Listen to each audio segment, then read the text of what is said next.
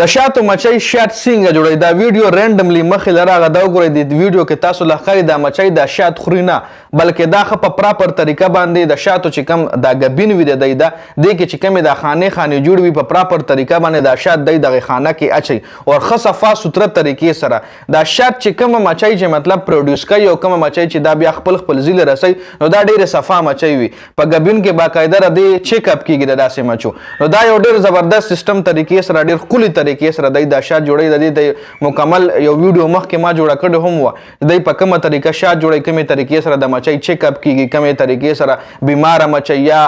په جسم باندې زخمي مچۍ دی ګبین له جوخته نه پرېږدي پوره یو ډېر زبردست طریقې سره ډېر ښکلي طریقې سره او ډېر پیور طریقې سره ډېر شفاف طریقې سره دا شات جوړیږي جي ځکه پکې شفا هم ده او ځکه اوریجنل شات چې کوم دی که په کلونو باندې هم پراته وي 100 کاله پراته خو هغه اوریجنل شات په تاسو چېرته ونه وینئ چې خراب شي په هغې به 4-5 موسمه بدل شي خو اوریجنل شات په چرته خراب نشي ځکه دا په ډېر پیور طریقه باندې ډېر شفاف طریقه باندې الله پاک د دې مچو په ذریعه باندې جوړوي او دې کې الله پاک شفا هم کې خلې د مختلف بیماریانو مختلف میډیسن کې دا شات هم استعمالیږي نو دا ډېر په پیور طریقه باندې جوړیږي او ډېر پیور طریقې سره مچۍ چې کوم دی دغه شات خپل ځایونو ته رسوي او بیا چې کله شکاري ورشي او لور ورسره یو دا ګبین راکاږي راکټې کېږي په دې باندې چې دی څومره ایفورټ څومره محنت پې د دی لګي باقاعده یو ټیم جوړ وي د ګبین د پاسه د مچو څه سیکیورټي وي